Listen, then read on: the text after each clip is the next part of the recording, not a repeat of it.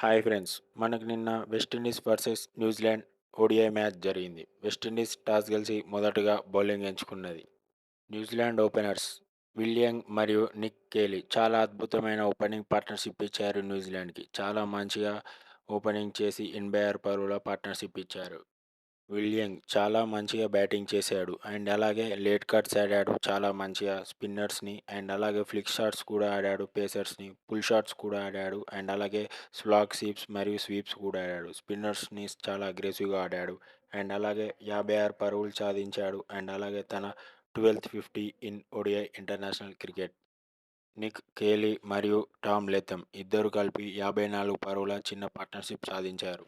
Nick Cayley కూడా చాలా మంచి బ్యాటింగ్ ప్రదర్శన చూయించాడు. అండ్ అలాగే స్పిన్నర్స్‌ని వచ్చేసి బ్యాక్ ఫుట్‌లో లేట్ కట్స్ ఆడాడు. అండ్ అలాగే పేసర్స్‌ని అప్పర్ కట్‌లో సిక్స్‌లు కొట్టాడు. అండ్ అలాగే స్పిన్నర్స్‌ని రివర్స్ స్వీప్‌లు కూడా ఆడాడు. చాలా అద్భుతంగా బ్యాటింగ్ చేసి 64 పరుగులు సాధించాడు. అండ్ అలాగే తన third 50 in ODI international cricket. Tom Latham చాలా అద్భుతంగా బ్యాటింగ్ చేశాడు. అండ్ అలాగే పుల్ షాట్స్ ఆడాడు. చాలా అద్భుతంగా స్వీప్ షాట్స్ కూడా ఆడాడు. అండ్ అలాగే తను 69 పరుగులు చేశాడు. అండ్ అలాగే 25థ్ ODI half century in international cricket. And అలాగే మిగతా న్యూజిలాండ్ ప్లేయర్స్ ఎవరు అంత మంచిగా రాణించలేదు ఈరోజు. అందరూ త్వరగానే 1 డిజిట్‌లోనే ఔట్ అయిపోయారు. న్యూజిలాండ్ టీమ్ స్కోర్ వచ్చేసి 268 for 9 in 50 overs. West Indies bowler Alzarri Joseph చాలా అద్భుతంగా బౌలింగ్ చేసి కీలకమైన 2 వికెట్లు తీశాడు. 10 ఓవర్లలో ఒక ఓవర్ మీడియన్ కూడా వేసి 38 పరుగులు మాత్రమే ఇచ్చాడు. చాలా మంచి బౌలింగ్ ప్రదర్శన చూయించాడు Alzarri Joseph.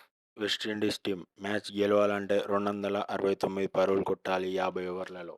West Indies openers Hakim అగస్టీ మరియు జస్టిన్ గ్రేవ్స్ చాలా అద్భుతంగా బ్యాటింగ్ చేసి ఓపెనింగ్ పార్ట్నర్షిప్ 57 పరుగుల పార్ట్నర్షిప్ ఇచ్చారు.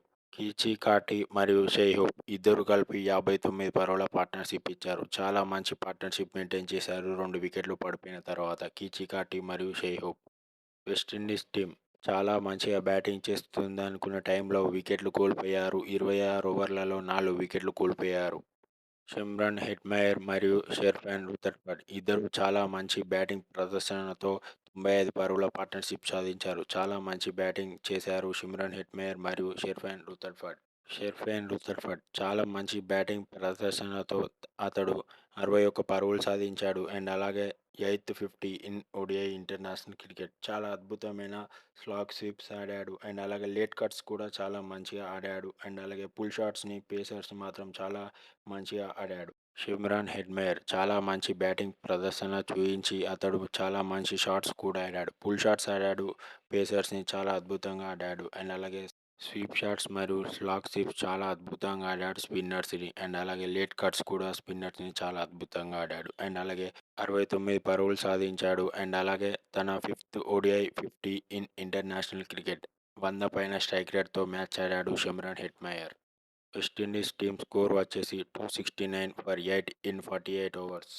న్యూజిలాండ్ బౌలర్ జెడెన్ లెనెక్స్ ఈ సిరీస్లో మొత్తం చాలా అద్భుతంగా బౌలింగ్ చేశాడు. అండ్ అలాగే ఈ చివరి మ్యాచ్లో కూడా చాలా మంచిగా బౌలింగ్ చేసి కీలకమైన 3 వికెట్లు తీశాడు. కేవలం 35 పరుగులు ఇచ్చి 9 ఓవర్లలో.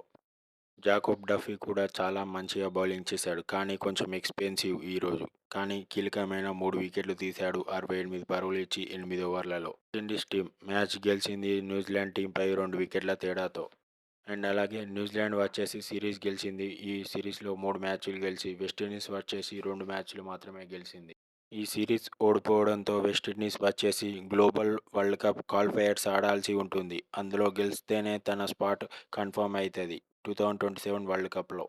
లేదంటే వెస్టిండీస్ టీమ్‌కి 31 డిసెంబర్ 2026 వరకు ఛాన్స్ ఉంది. అప్పటిలోపు వెస్టిండీస్ టీమ్‌కి ఒక సిరీస్ ఉంది మన టీమిండియా తోటి. టీమిండియా పైన వెస్టిండీస్ ఓడిఐ సిరీస్ గెలిస్తే డైరెక్ట్‌గా గ్రూప్ స్టేజ్‌లు మ్యాచ్‌లు ఆడతారు. గ్లోబల్ వరల్డ్ కప్ క్వాలిఫైయర్స్ ఆడకుండా డైరెక్ట్ గ్రూప్ స్టేజ్ ద్వారా వరల్డ్ కప్ 2027 ఆడతారు. అండ్ అలాగే ప్లేయర్ ఆఫ్ ద మ్యాచ్ వచ్చేసి షిమ్రాన్ హెట్మయర్. అండ్ అలాగే ప్లేయర్ ఆఫ్ ద సిరీస్ వచ్చేసి జెడెన్ లెనెక్స్.